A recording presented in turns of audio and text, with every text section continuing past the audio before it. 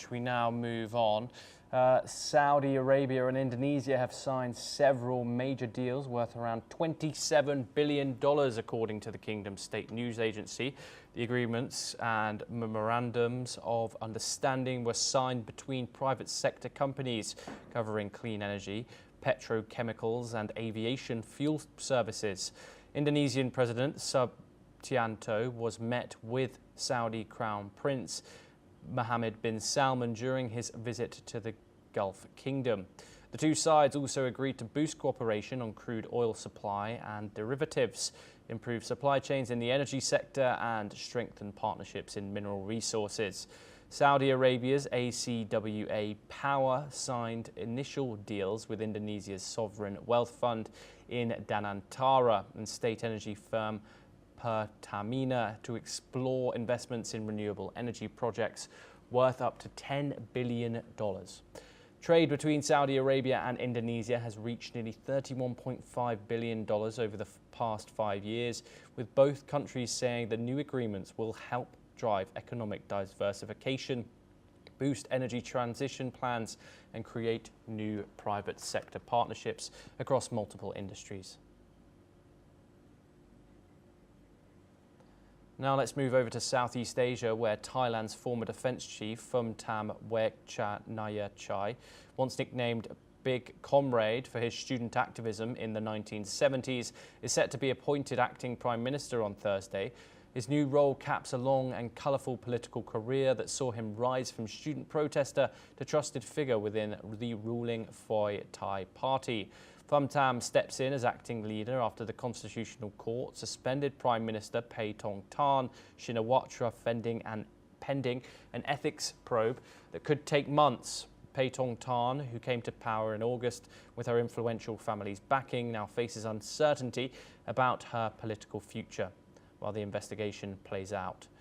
He will replace Deputy Prime Minister Surya Jai Grung Rangkit, who held the acting role for just 1 day.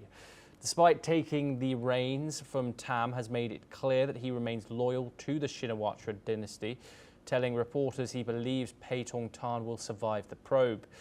He stood first by her side during her debut as Prime Minister and says he will focus to provide stability for the government during this turbulent transition. We're now joined by our guest Phumtham Mukherjee to discuss this ongoing and developing situation in Thailand further.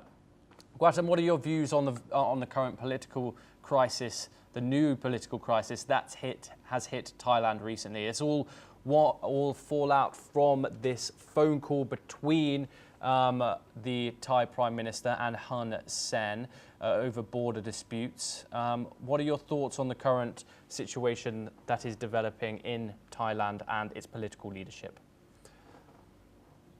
I think perhaps the last Prime Minister was suspended because of showing too much bonhomie with the Cambodian leadership, and also to a certain extent because of a lack of experience. It's her father who's an experienced person, and she not so much.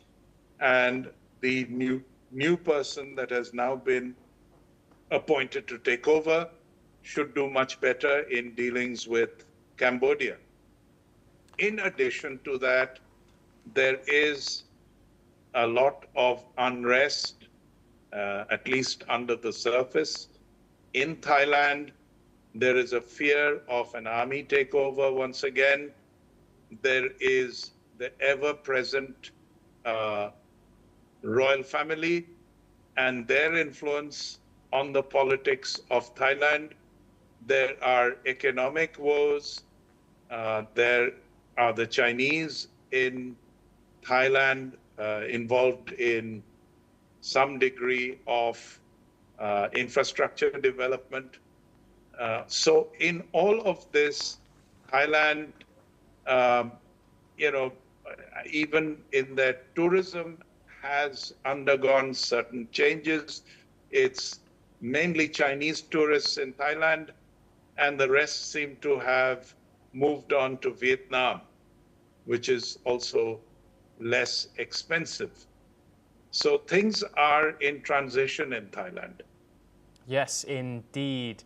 Thank you so much, Gautam, for joining us on the programme and for your insight.